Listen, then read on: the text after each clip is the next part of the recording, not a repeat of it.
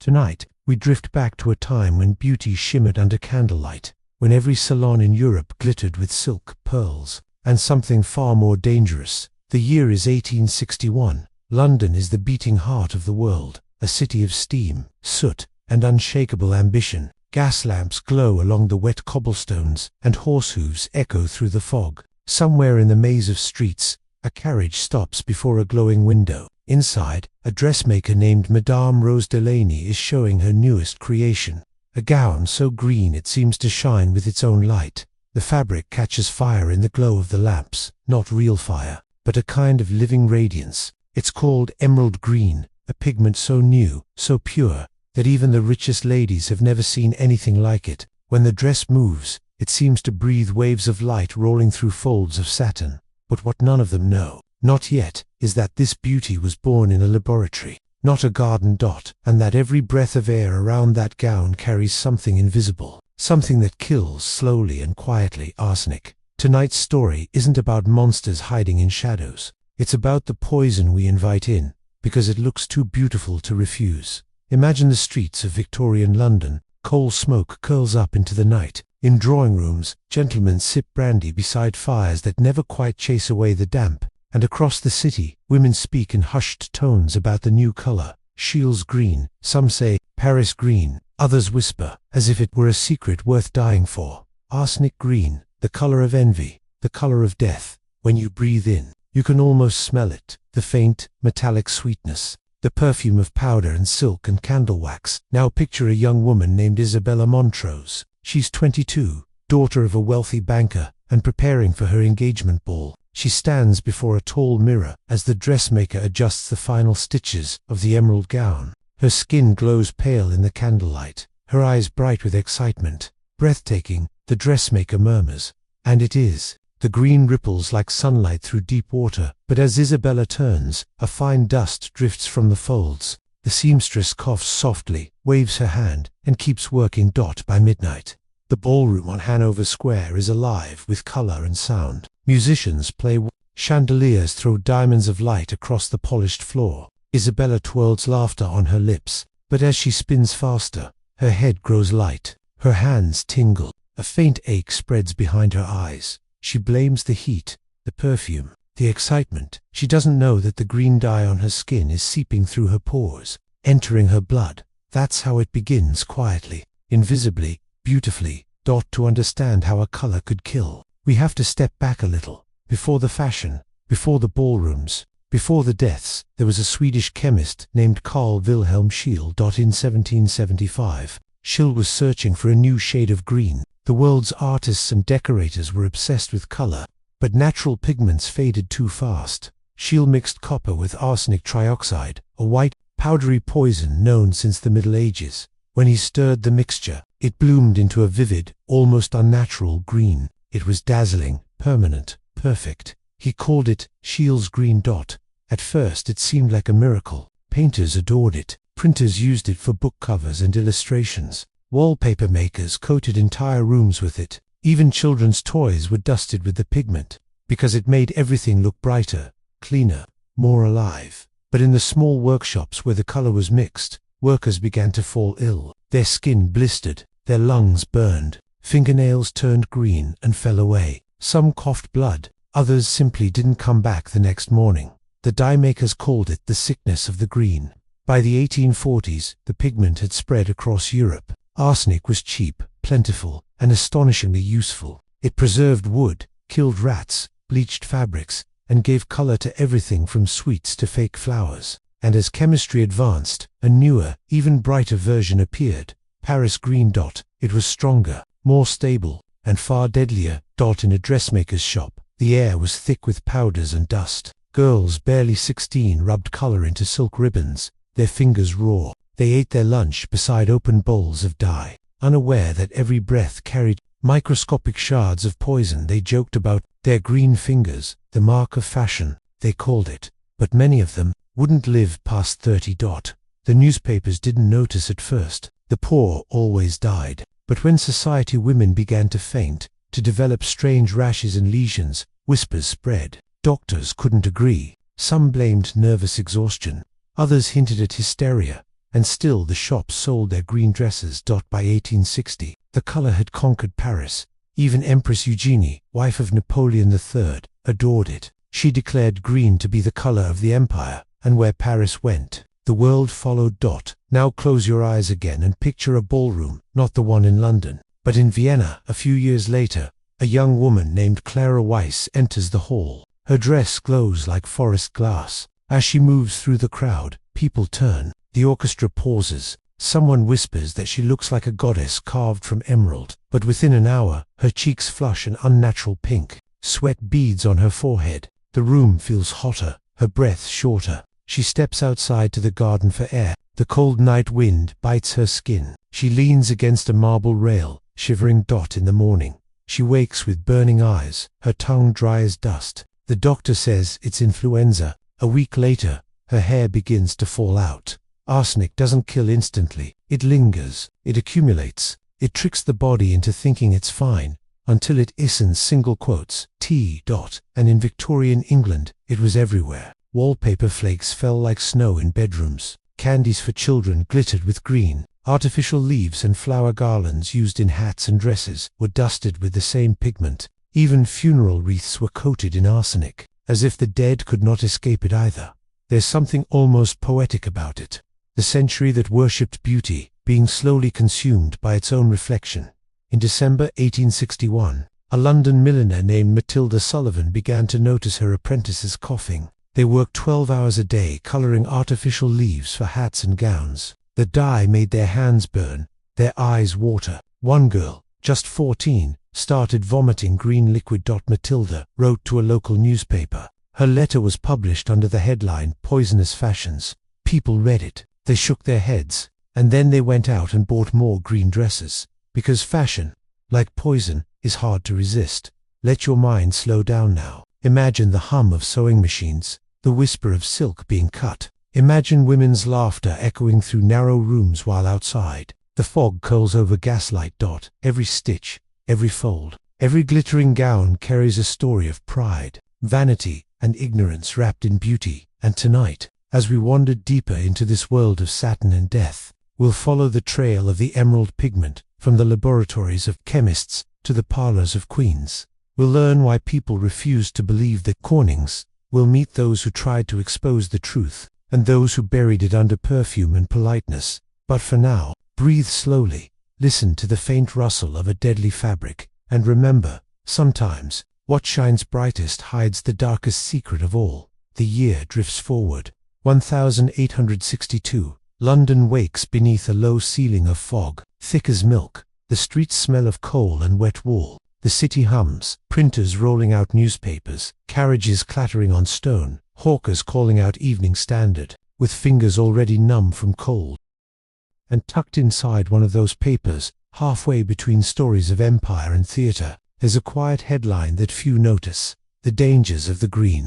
It speaks of women in workshops coughing blood, of milliners collapsing beside dye vats, of skin that glows faintly green under gaslight. But readers skim past it. There are balls to attend, dinners to plan, gossip to share. No one believes that something as elegant as color could be dangerous, because beauty, in this age, has authority. Imagine a chemist's laboratory in the backstreets of Clerkenwell. The windows are filmed with dust. Bottles line the shelves like small ghosts. Inside, Professor Edward Tennant swirls a beaker of emerald liquid. The color seems to vibrate in the air, hypnotic, alive. He dips a strip of paper, lays it to dry, and watches it turn the exact shade that the fashion houses crave. He knows what it is. He knows the recipe: copper arsenite. He's read the reports of factory girls who lose their nails, of printers who cough green foam. But he also knows the price of pigment on the open market. A small vial of Paris green sells for more than a week's wage, so he hesitates, then continues stirring, because someone will make it. Whether he does or not, he murmurs to himself, color has no conscience. By spring, the poison has crossed the channel again. Paris bursts into bloom. Silk vendors, perfume shops, glove makers, parasol sellers, the grand magasins of Boulevard. Housemen glitter with fabrics from every corner of the world, and in the middle of that glitter stands La Maison Verte, the most fashionable boutique in the city. Its signature line, Dressers dyed with le vert eternal, the eternal green dot in the back room. Seamstresses work in rows. Their nails are rimmed with emerald dust. Their lungs whistle faintly when they laugh. A young woman named Celine Moreau wipes her mouth and finds green stains on her handkerchief. She doesn't tell anyone. Work is scarce, and the pay, though small, keeps her family fed. Each morning she opens the window to let the air in, but the Paris breeze only swirls the powder higher. And still, the dresses go out to duchesses, actresses, and wives of ministers. At the same time, in London, doctors begin to whisper. Patients arrive with strange burns under their corsets, blisters at the nape of the neck, rashes that no tonic cures. Dr. James Tenniel, a physician in Soho, collects scraps of fabric from one woman's gown. He places them over a flame, and a thin white smoke rises. The smell is bitter, metallic. His throat burns instantly. He writes in his notes, "A most curious reaction, suggestive of arsenical vapors. Immediate nausea upon inhalation."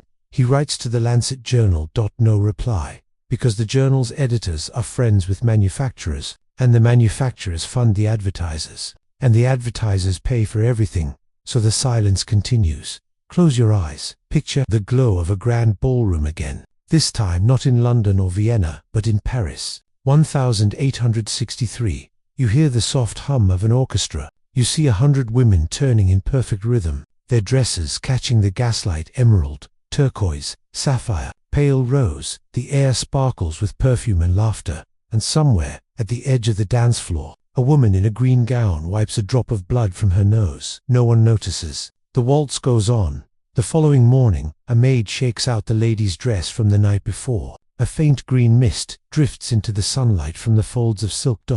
She inhales it without knowing. By evening her lips are pale blue, her stomach tight as stone. Her mistress sends for a doctor, but by then it's too late. The official cause reads fever. The real cause is never written.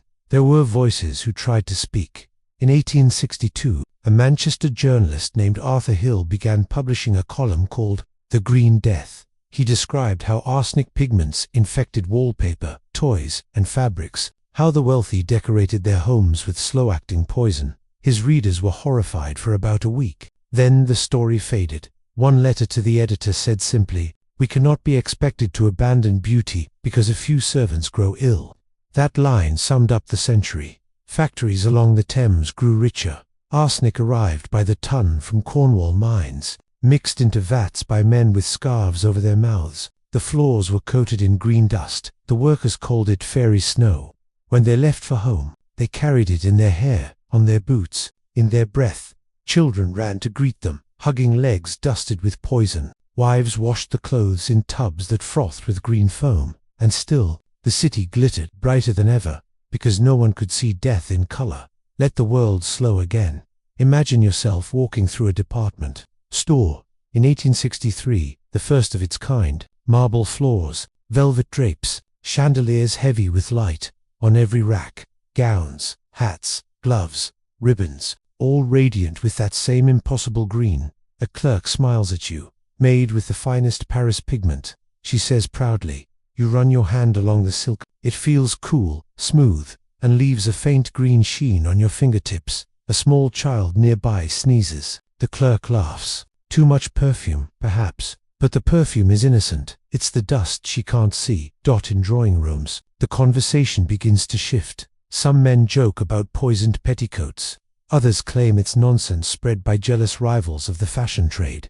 A few society ladies, worried about their health, quietly switch to blue or ivory gowns, but never admit why. To admit fear is to lose prestige, and prestige, in the 1800s, is worth more than life. Meanwhile, scientists keep experimenting. At the Royal College of Chemistry, a young assistant named Henry Brockett performs tests on green wallpaper. He seals a piece in a jar with bread and meat. Within days, both are covered in mold, a mold that glows faintly in the dark. He learns that certain fungi feed on the arsenic pigment and release toxic vapors. He writes a paper titled, On the Volatility of Arsenical Compounds in Domestic Environments. No one publishes it. Too technical, too alarming. So, Henry locks the jar away in a cabinet and goes back to helping his professor mix new colors. Now, take a slow breath. Imagine that you are in a bedroom somewhere in 1863. The wallpaper is a soft, leafy green. The curtains match. The air smells faintly sweet, like apples left in the sun. You lie down to sleep. As the gaslight dims, tiny spores drift from the walls, carrying invisible particles into the air. You breathe them in without knowing. They settle in your lungs, your blood, your skin. By morning, you feel only a slight headache. By next week, your hands tremble. By winter, your vision blurs. The doctor prescribes rest and fresh air. You go for a walk in Hyde Park, wrapped in a warm green shawl. Somewhere in a quiet office at Scotland Yard, an inspector pins another newspaper clipping to the wall. Mysterious deaths in Mayfair.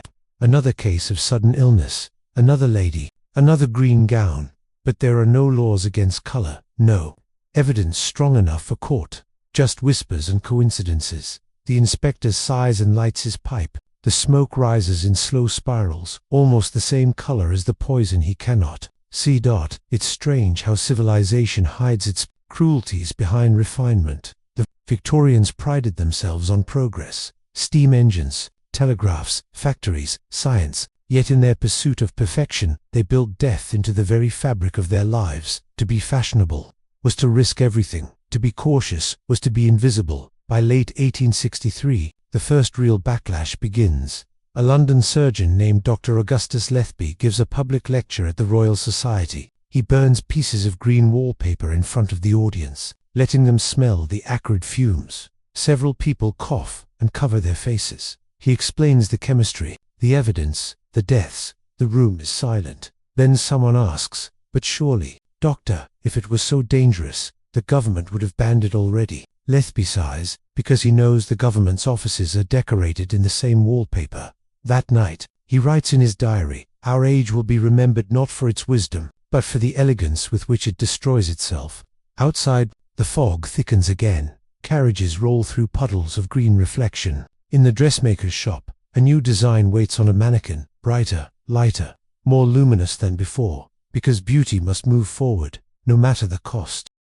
And tomorrow, another young woman will step into that gown, smile at her reflection, and whisper, "Perfect." She won't see the faint shimmer rising from the fabric. She won't feel the slow, invisible fire beneath her skin. Not yet. So, for tonight, rest easy. Breathe in the century's perfume, roses, coal, and something sharp beneath.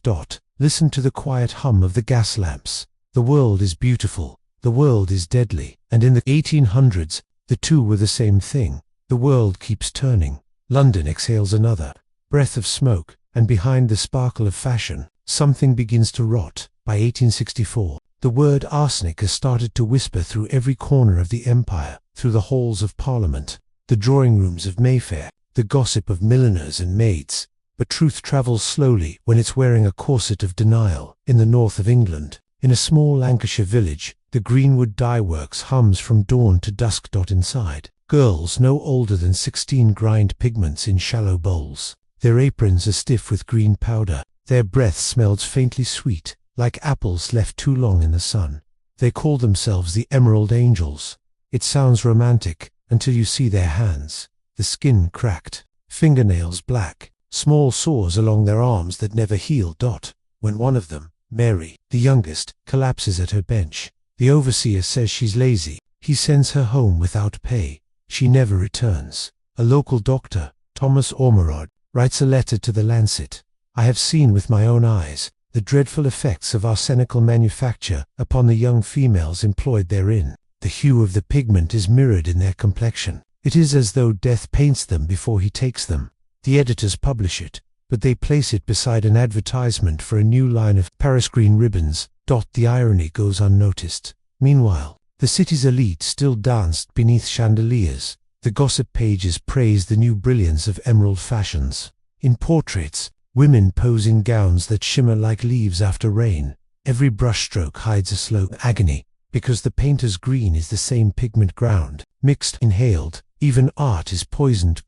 Close your eyes now. Hear the rustle of paper in a painter's studio, the scrape of brush on canvas, the faint cough of the man behind the easel. He doesn't know why he feels weak. He blames the London air. Outside, children press their noses to the glass, marveling at the beauty inside. They have no idea that the color they admire will one day be banned, buried, and forgotten.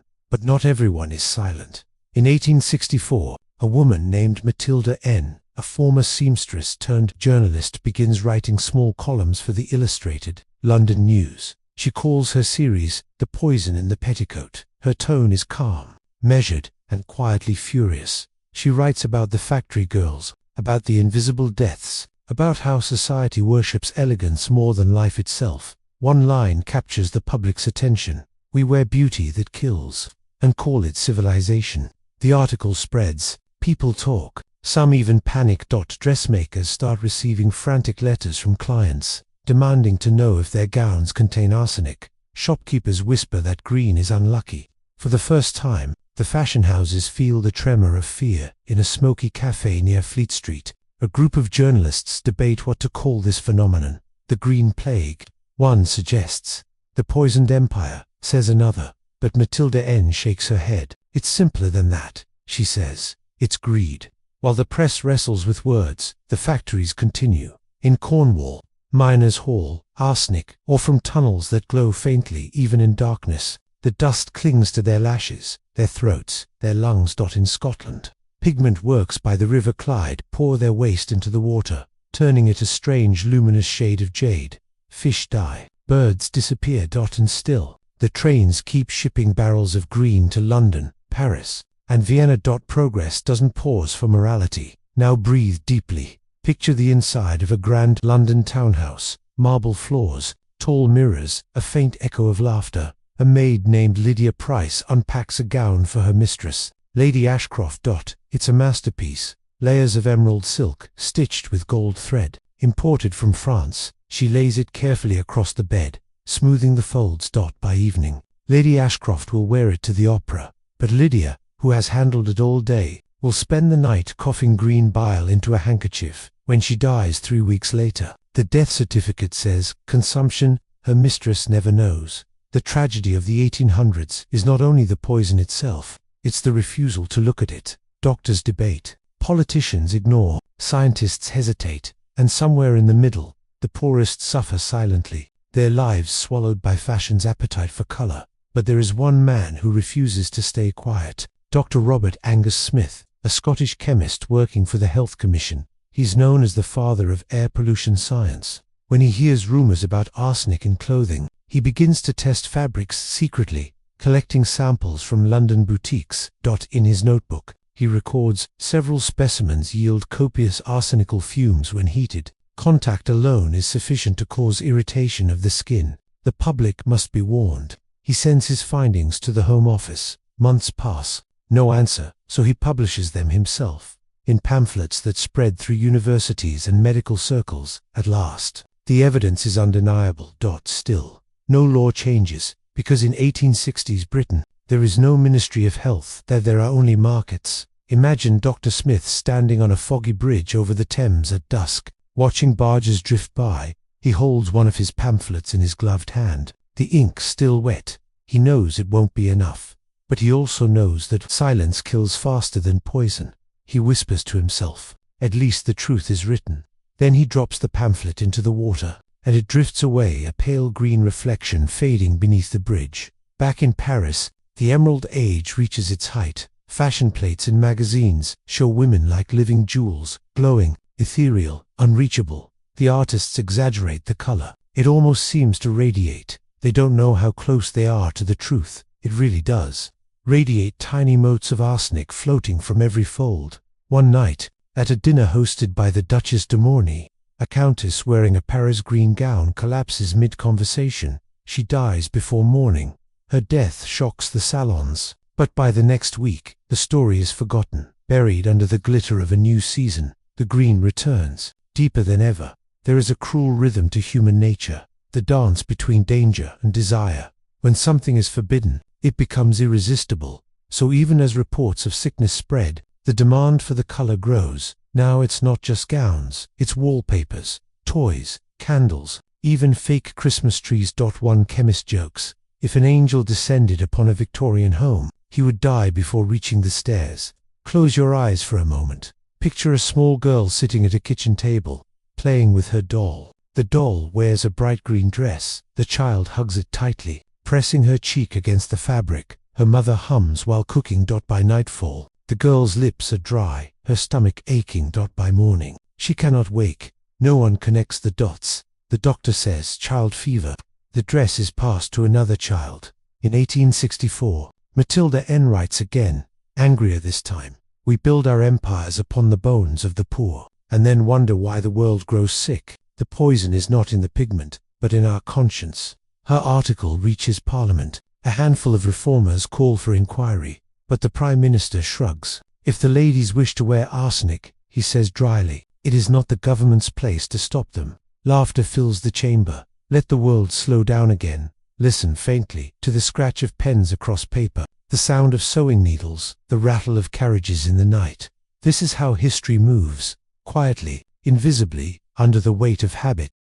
And in that quiet, death keeps working, patient, polite, dressed in silk. Yet the seeds of change have been planted. Matilda N-words begin to travel further, reprinted in New York, Berlin, Vienna. Doctors start writing to each other across borders, sharing notes, collecting evidence. In Ireland, a teacher writes to the Times, describing an entire classroom falling ill because of the green wallpaper. In Germany, chemists start developing safer synthetic dyes, ones made without arsenic, but they are expensive, and progress is slow. For most, green remains irresistible. Now imagine walking through a Victorian home one last time.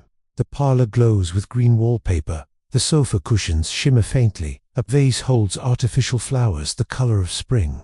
Everything is beautiful. Everything is poisonous. You touch the fabric and it feels cool, alive, luxurious. No smell, no warning, only beauty. And somewhere, unseen, a fine dust rises, settling into your breath, your bloodstream, your dreams. As the night deepens, the lamps burn lower. The city sleeps, wrapped in elegance and ignorance. Only a few restless souls, the scientists, the reporters, the poor women coughing in the dark, know that the century's brightest color hides its darkest heart. Tomorrow, they will try again to speak. Tomorrow, they will be ignored. But the truth, like arsenic, does not fade. It lingers, it waits. And by the end of this story, it will finally be seen for what it is. For now, breathe slowly. Let the sound of the city fade. The wheels, the whispers, the gaslight hum. You are safe. You are watching from a distance. But remember, once upon a time, people danced in poison and called it beauty.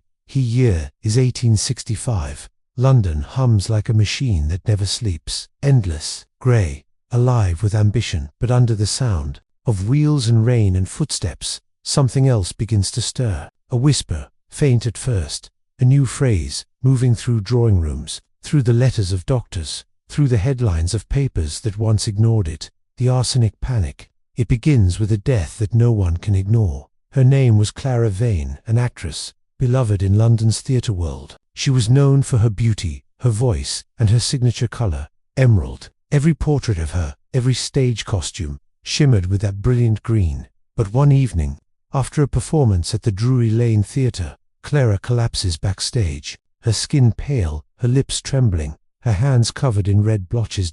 At first, they think it's exhaustion. She's helped home, resting on silk pillows dyed the same deep shade of green. Within days, her body is covered in sores. Her hair falls out in clumps. Her breath smells faintly of garlic, the telltale scent of arsenic poisoning. When she dies, the doctors are puzzled. No wounds, no infection, only a strange residue on her skin and lungs. The newspapers call it a curious case of a stage beauty. But one journalist, a young man named Edwin Prowse, digs deeper. He visits the theatre, collects fragments of her costumes, and sends them to a chemist at University College. The tests confirm it. Her dresses were lined with arsenical green. The headline the next morning reads, "The green that kills." And just like that, the silence breaks. Imagine the city that morning, men in overcoats, reading the paper by gaslight, women pausing mid-breakfast, tea trembling in porcelain cups, servants whispering in kitchens. Some laugh nervously, surely it's exaggerated. Others glance toward the walls of their parlors, painted green. And for the first time, doubt seeps into fashion's perfect surface. Shops in the West End begin removing green gowns from their windows. Dressmakers quietly swap their dyes. But no one admits guilt. They simply adjust the season's palette. Yet the truth spreads faster than ever before. Matilda N., the same journalist who once wrote The Poison in the Petticoat, now publishes a full expose titled Death in the Drawing Room, The Hidden Plague of Arsenic. Her tone is calm, almost tender, like someone reading a bedtime story. But every line drips with quiet rage. We have built a civilization that perfumes its poison, that embroiders its sickness with gold thread. We die beautifully and call it progress. The article explodes across Britain. For the first time, the wealthy feel accused, not envied.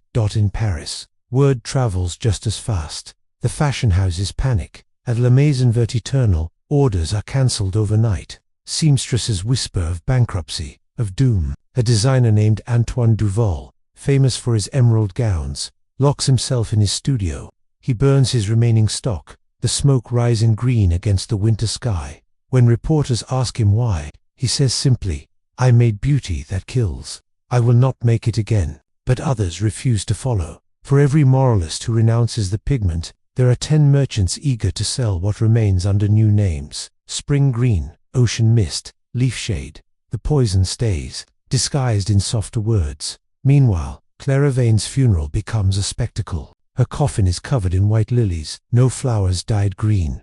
Women in black veils cry not just for the actress, but for something else, for the illusion of safety they've lost. The Times writes, "We have danced with death and called him Elegance." Close your eyes, picture the fog rolling over the Thames, thick and silent. A man walks along the embankment carrying a folded newspaper. He pauses by a lamppost, reads the headline again, then throws the paper into the water. It floats for a while, the ink bleeding into the grey. A gull cries. The city goes on, but something has shifted. The laughter in the salons sounds different now. Brittle, nervous.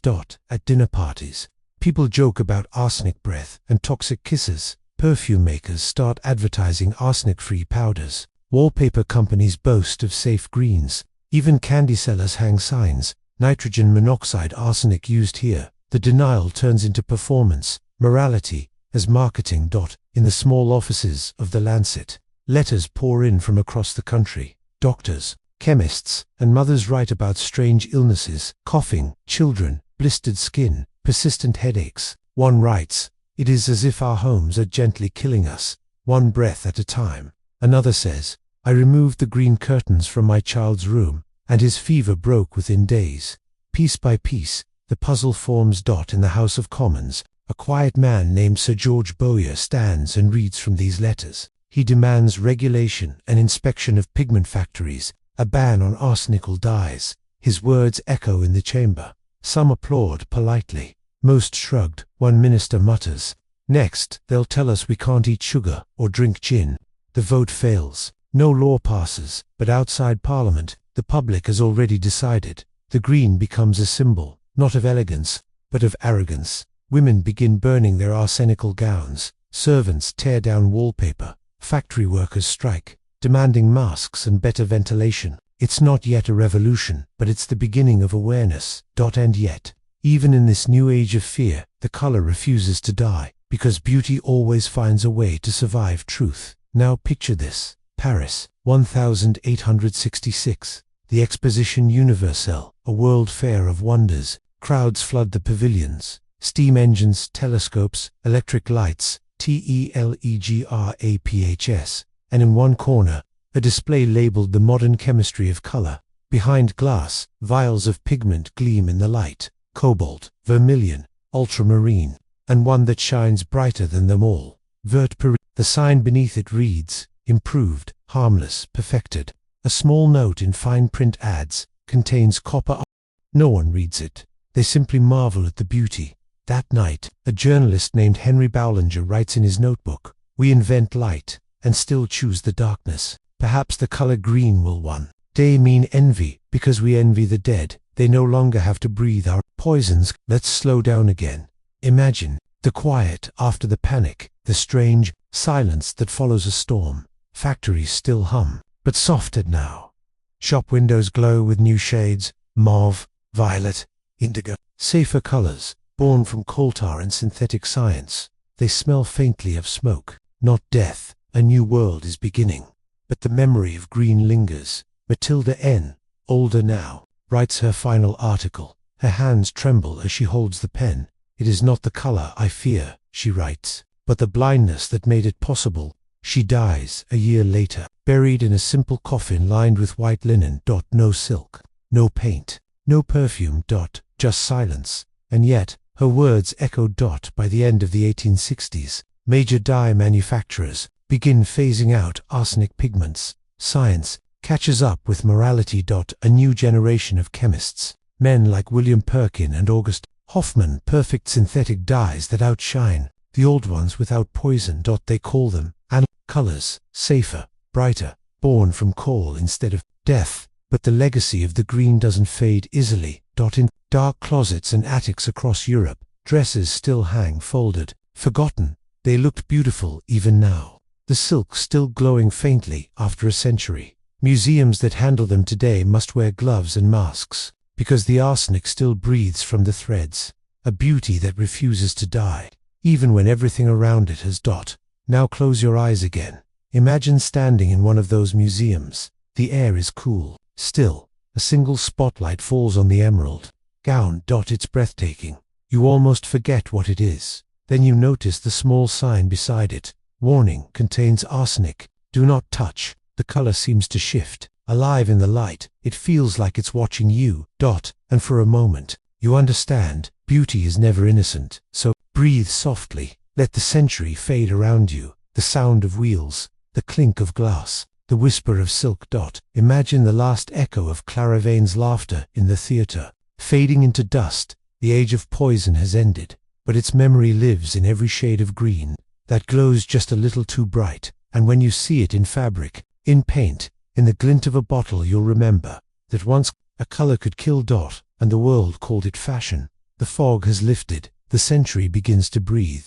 Again, it's the early 1870s now, a new world, filled with iron bridges, electric telegraphs, and the promise of progress. But some ghosts refuse to leave. The arsenic is fading from fashion, yes, but it lingers in the air, the soil, the water, and in the quiet guilt of a society that learned too late what beauty can cost. In London's museums and universities, crates of fabric samples sit sealed away. The labels read Scheeles green, Paris green, emerald pigment. Students lean close, curious but cautious. They wear gloves, masks. The curators whisper warnings like prayers. Don't breathe too near the fabric. It still releases powder 100 years later, and the poison still waits, patient, gleaming. The dresses have outlived their wearers. The color has outlasted its century. That's the strange thing about arsenic. It doesn't rot, doesn't fade, doesn't die. It simply stays. But even as it disappears from wardrobes,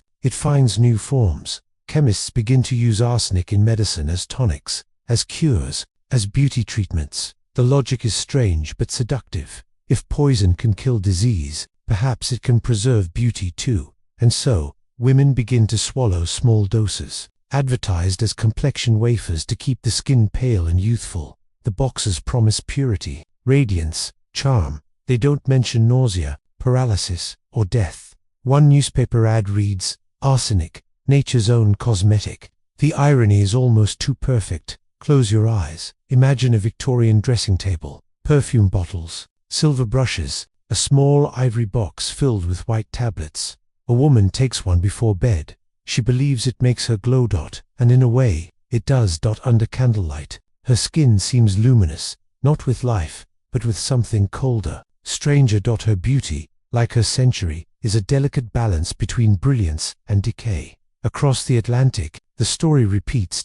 In America, the green pigments are repackaged and sold under new names. Wallpaper, book covers, even dollar bills are tinted with the ghost of arsenic. Factories rise along rivers, dumping waste that turns the water pale turquoise. Children play by the shore, their laughter echoing across poisoned mud. Progress, once again, comes dressed in innocence. By 1880, the word arsenic has become both familiar and feared. It's the poison of murder mysteries, of whispers behind closed doors. In drawing rooms, people tell stories of jealous wives and inheritance plots, tea laced with white powder, husbands who never wake. It becomes entertainment. The poison turned legend. No one remembers the factory girls anymore. No one remembers Clara Vane or Matilda N. History polishes its stories like silver, leaving only the shine. And yet, In art, the color survives. Painters who once relied on arsenic greens begin experimenting with safer pigments. But some refuse to let go. They say the new greens lack soul. One artist, Frederick Lawson, writes in his diary, "The new colors are lifeless. The old green had depth, like the forest seen through mist. It breathed." He dies in his 40s, coughing blood onto his canvas. They call it tuberculosis. But his studio walls glow faintly green, even after his death. It's strange how the same story repeats itself. Generation after generation. We learn, we forget, we rediscover. The Victorians had their arsenic. We have our plastics, our pesticides, our microfibers, invisible poisons wrapped in convenience. Different century, same blindness. We build beauty, faster than wisdom can catch it. Let your breath slow. Listen to the hum of the 19th century fading, the clatter of carriages replaced by the soft tick of electricity. The world is changing, but the hunger that created the arsenic dresses the desire to be admired, envied, adored that never leaves. It just finds new clothes. In 1890, Paris hosts another World's Fair. Among the displays, the future of beauty. Glass cases filled with creams, powders, and perfumes. One bottle glitters with golden script. Le Verit Vert. The green truth. It's a new formula, synthetic, safe, supposedly free of arsenic. But when a chemist tests it years later, he finds trace amounts still there, not enough to kill, just enough to remain. As if the century couldn't quite let go of its favorite sin.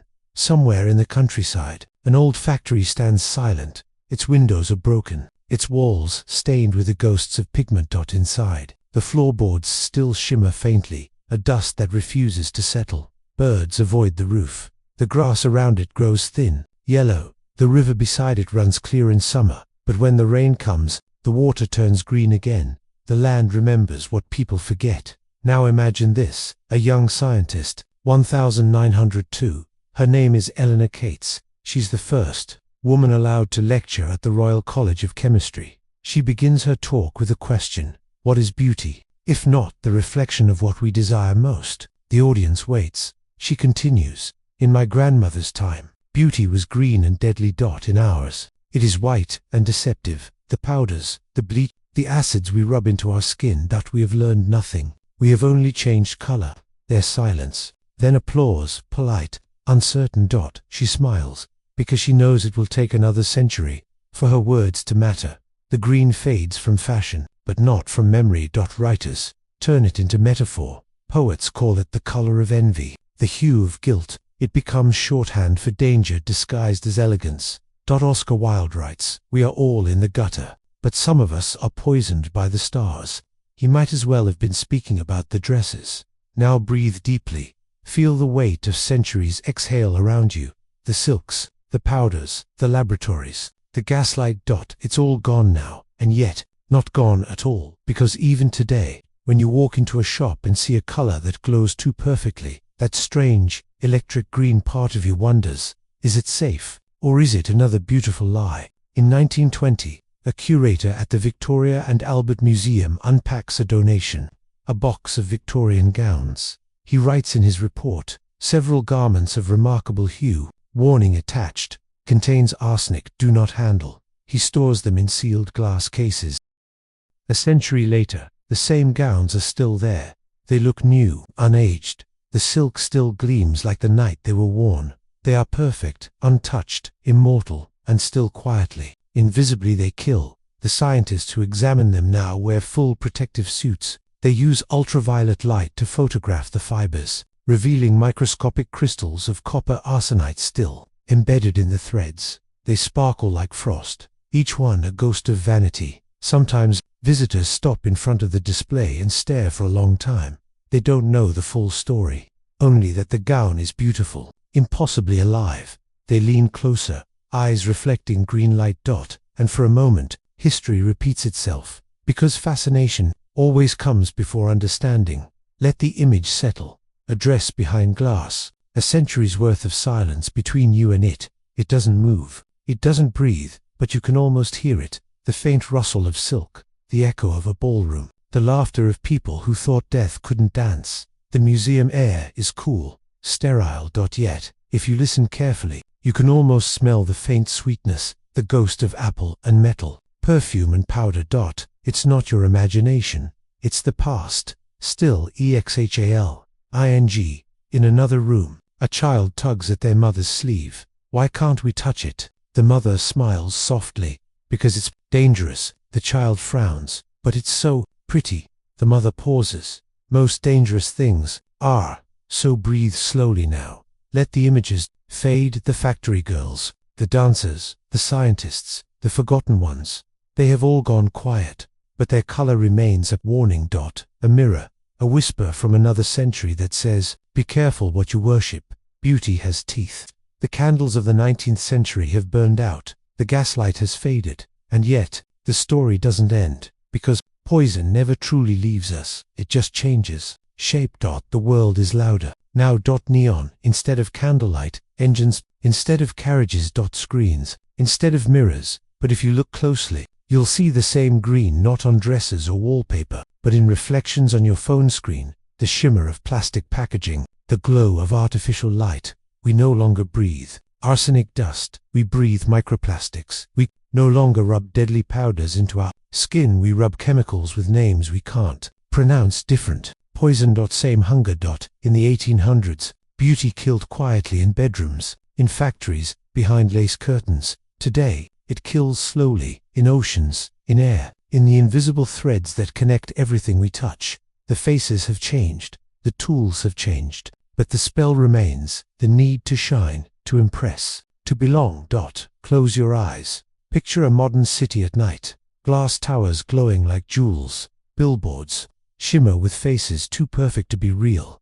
The colors are saturated, blinding, irresistible. A model in emerald light turns her head, smiles, whispers a promise of transformation. You reach for it. A cream, a serum, a brand believing it will fix what time has touched. It's the same dream that once made women step into arsenic gowns, the dream of being untouchable. In a laboratory somewhere in Asia, vats of chemical dye churn like metallic oceans. The air is thick with heat and ammonia. Workers dip fabric into liquid color, turquoise, fuchsia, acid green. When they pull it out, steam rises, tinted with the same glow that once haunted Victorian ballrooms. Outside, the river runs strange shades of blue and lime. Children play on its banks, their laughter echoing against factories that will one day move somewhere cheaper, somewhere unseen. The poison has simply changed borders. In the 1860s, the women who handled dyes were called the Emerald Angels. Today, they are garment workers in Bangladesh, Vietnam, and Cambodia, stitching dresses for people who will never know their names. Their lungs are full of dye dust. Their hands raw from bleach. They work beneath the hum of fluorescent lights, 10, 12, 14 hours a day, and sometimes, when they cough, the air sparkles faintly, just like it did in 1864. The century has learned nothing, only rebranded its sins. We no longer say arsenic, we say fast fashion, we say synthetic beauty, we say progress. The words sound clean, the truth is not. Now, imagine standing in a clothing store. Bright lights, endless racks, a dress catches your eye, soft, shimmering, perfect. It costs less than a cup of coffee. You buy it, wear it once, throw it away, but it doesn't go away. It joins billions of others in landfills across the world. Synthetic fibers breaking down, releasing microscopic toxins into the soil, the sea, the air, a quiet green fog that will outlive us all. There's something haunting about that. The same way the arsenic dresses of the 1800s still glow in museum glass. Our own creations will linger.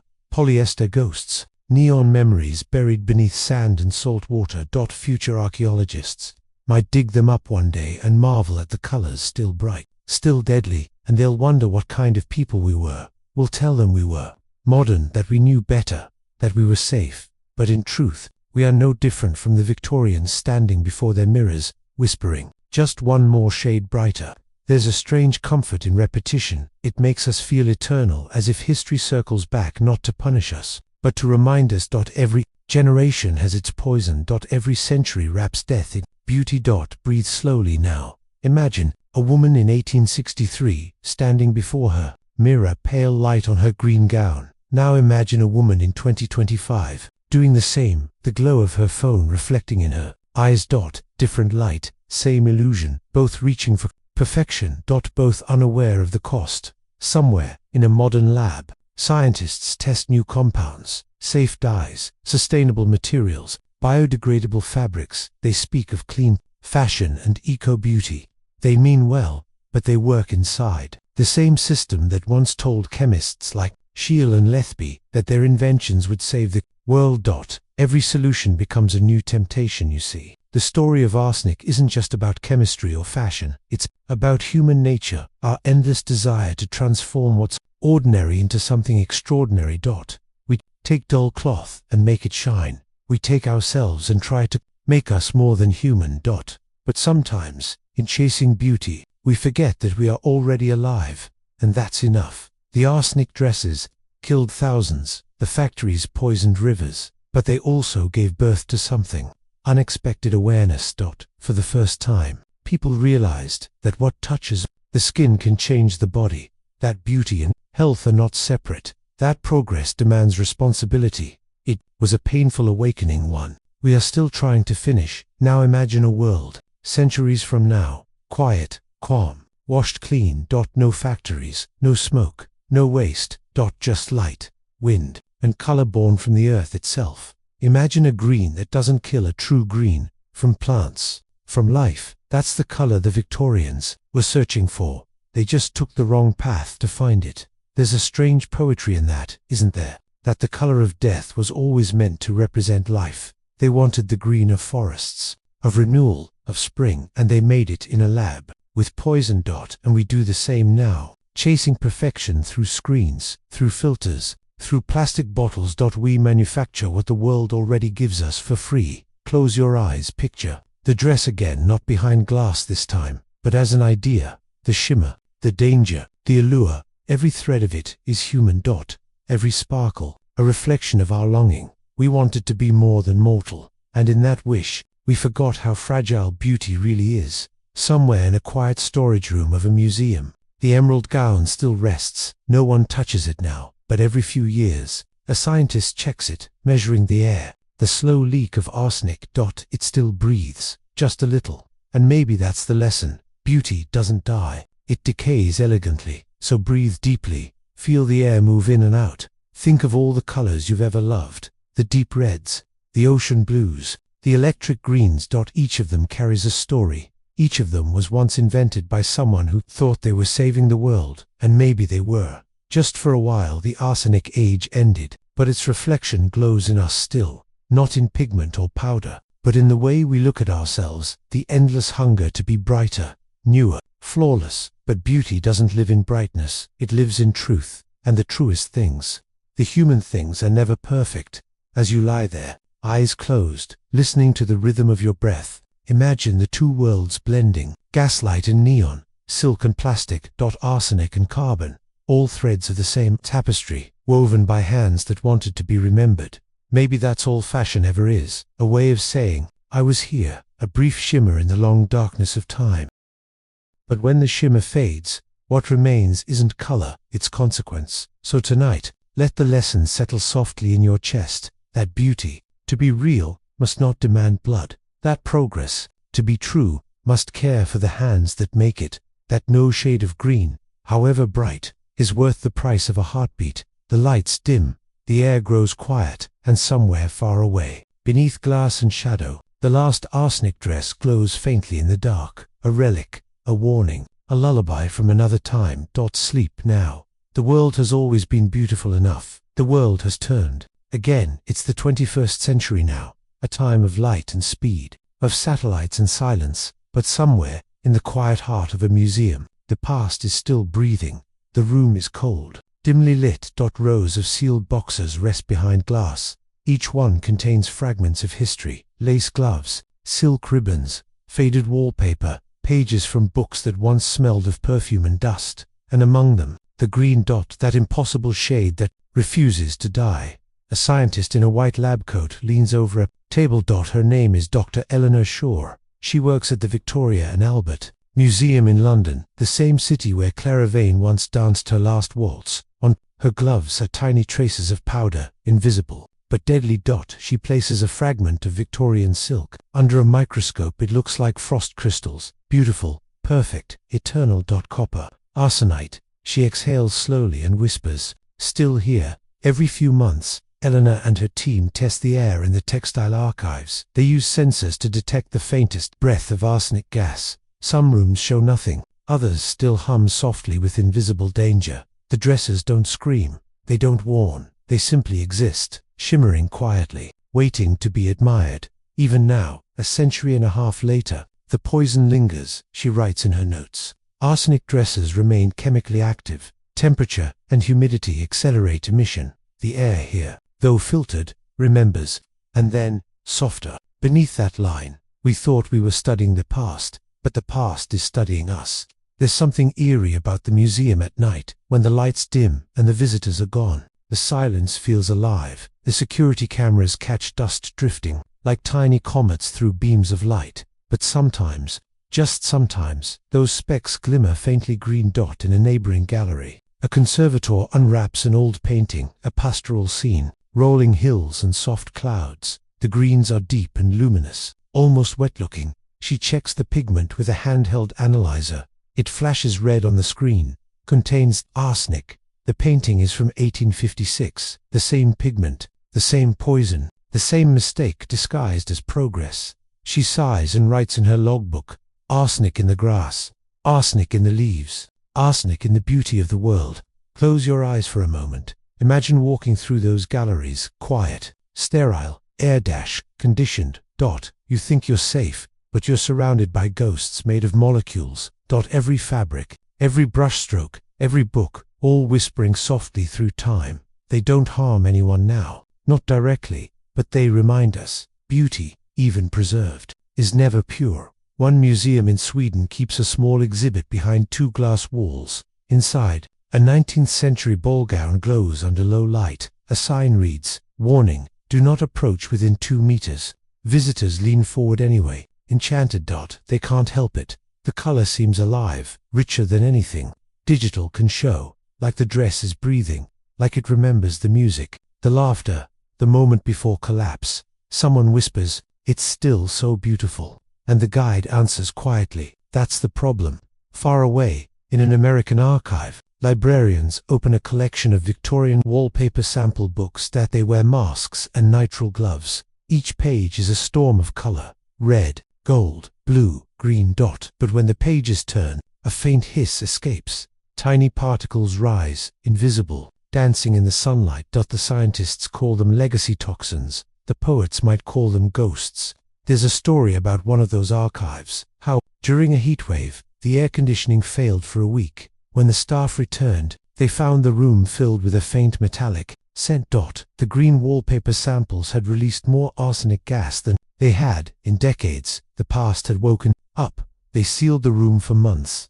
Eleanor Shaw hears about this from a colleague. That night, she dreams of standing in a ballroom again. Candlelight, laughter, silk, and music. She's wearing the green dress. It feels weightless, soft, divine. Then, slowly, it begins to burn. Not fire, something colder.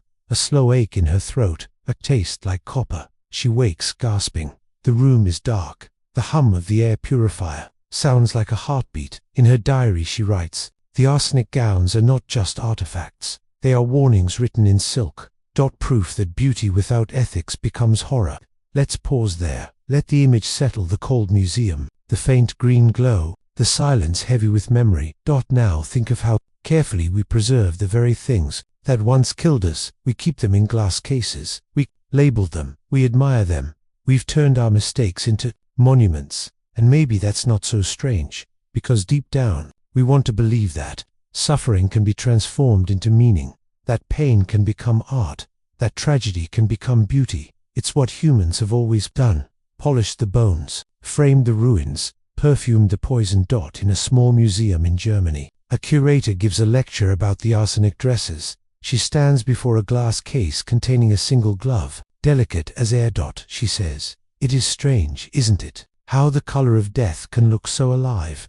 A pause. Then she adds, we think of progress as escape, but it's really just a circle. Every time we make something new, we must ask, what price will it demand of the next century? The audience is silent. One woman in the back begins to cry quietly. No one turns. Back in London, Eleanor visits the textile vault one last time before her retirement. She stands before the green gown, the most famous one, the one from 1862. It looks untouched, perfect. Perfect. She presses a gloved hand against the glass and whispers, "You won, didn't you?" Outside, tourists fill the streets. They take photos, buy souvenirs, scroll through screens glowing with filters that make everything brighter, smoother, greener. History repeats itself quietly, efficiently, beautifully. But maybe there's hope too, because for every chemist who once mixed poison into color, there's a new generation mixing life into it instead. Pigments made from algae, bacteria, minerals, colors born from nature, not against it. Maybe that's the redemption arc of this story, that we finally learned what the Victorians didn't, that beauty must breathe. Let's slow down again. You're standing in the museum, the air cool against your skin. You look at the gown, glowing faintly in the dark. You realize it's not just a dress. It's a mirror. Everything humanity ever was is stitched into its seams: ambition, vanity, invention, innocence, denial. It's us. Every thread, every shimmer. The guide closes the lights. The room goes dark, but in the corner, just before it fades completely, you could swear you see it, a faint glint of green. Alive. Waiting. Light it. It always has. So breathe slowly. Let the story settle in your bones. The century is gone, but its echo lingers, a reminder that beauty, without memory, is just repetition. We can learn from it, or we can wear it again. The choice, as always, is ours. Take a deep breath. The story has come full circle. The lights are dim again. The world is quiet, and all that remains is the soft shimmer of memory. It began with a chemist, Carl Wilhelm Scheele, 1775, a man chasing color, not death. He didn't mean to invent a killer. He only wanted beauty that would last, and he found it in a small glass beaker, glowing green like the heart of a forest. He smiled when he saw it. He didn't know that centuries later, people would whisper his name like a curse. From that single spark, a world bloomed. Ballrooms of silk, walls of wallpaper, women and men wrapped in radiance, dancing in light that burned from within. They didn't see the powder, the cough, the fading breath. They saw elegance. They saw progress.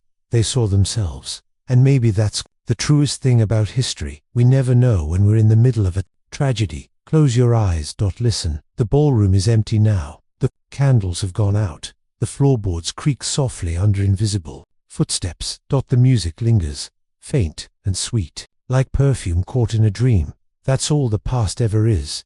A faint scent, a color that won't wash out. We've walked together through laboratories and factories, through the silence of museums and the hum of modern cities. We've seen how beauty can wound, and how ignorance can shine brighter than wisdom. And still, we create, because creation is what humans do, even when it hurts us. There's an old saying from the 19th century, "We suffer for fashion." They meant blisters, corsets, cold nights, but the truth was deeper. They suffered for the pollution of control. To be dressed perfectly was to say to the world, "I decide what I am." That desire hasn't changed. We still paint our lives in colors we can't afford. We still hide our flaws beneath filters and polish. We still reach for beauty, even when it burns. In that way, the arsenic dress was never just a garment. It was a mirror, reflecting everything that makes us human: curiosity, pride, innocence, and hunger. It asked a question we still haven't answered. How much are we willing to risk for the way we wish to be seen? Breathe in slowly. Feel the weight of centuries lift from your chest. The dress still exists. So do we. Both fragile, both luminous, both trying to outshine time. But time always wins. And maybe that's mercy. Because if beauty never faded, we would never learn to cherish it. In a quiet archive somewhere in London, the arsenic gown lies folded in darkness. No music, no laughter, no perfume. Just silence. Every so often, a curator checks it, records the temperature, the humidity, the trace of toxins in the air. They whisper as they work, as if the dress could hear. And maybe it can, because everything we create keeps a piece of us inside it. Our breath, our touch, our longing. The gown is more than silk. It's the echo of an age that believed beauty could conquer nature, and lost. If you listen closely enough, you can almost hear it breathe. A faint sigh of fabric, a whisper of laughter, a promise that beauty will always return. in some form, somewhere. Not to haunt, but to remind. Now imagine the color green again, not the poison, but the real one, the green of leaves after rain, of moss on stone, of rivers moving slow under sunlight. That's the green Scheele wanted. That's the green we're still chasing. Maybe the lesson isn't to stop searching for beauty, but to remember where it truly lives. Not in pigment or polish. But in breath, and kindness, and imperfection. Think of the factory girls, their laughter between coughing fits. Think of Clara Vane, dancing beneath chandeliers. Think of Matilda N., writing by candlelight, her ink trembling but her words steady. None of them knew they'd become part of history. They only lived, and that, perhaps, is the most beautiful thing of all. We keep telling their stories because we want to believe that pain can lead to meaning, that if we remember them, their suffering wasn't in vain. Maybe that's what stories are, a way to turn poison into poetry. So as the lights fade, as your breathing slows, remember this: every generation thinks it's the first to understand beauty. Every generation forgets how it once bled for it. And every generation reads the same truth, that what shines too brightly always casts the deepest shadow. The arsenic dresses are gone now, but the people who wore them, their joy, their vanity, their innocence still exist in us. Every time we reach for something just out of reach, every time we paint, decorate, design, transform. Every time we look at the world and whisper, make it more beautiful. That's them, living through us. The color green was never evil, it was simply misunderstood. It carried the dreams of an age that wanted eternal spring, and perhaps, in a strange way, it achieved it because those dreams are still alive. We just paint them safer now. So, breathe in, let the air fill your lungs, slowly, gently. You've walked through 3 centuries tonight, from laboratories, to ballrooms, to museums. You've seen how history glitters, and how softly it kills. You've seen the price of perfection, and the quiet redemption of awareness. And now, you can rest, because the story has ended. But the lesson remains. Beauty is never the enemy. Forgetfulness is. The night is quiet now. The world outside sleeps, and somewhere, beneath glass and time, the green dress glows faintly, almost lovingly, not as a curse, not as a warning, but as a lullaby for all who still believe that beauty, even flawed, is worth remembering. Sleep now. Let the century fade. The story has been told, and the color will wait for you in dreams. Asterisk.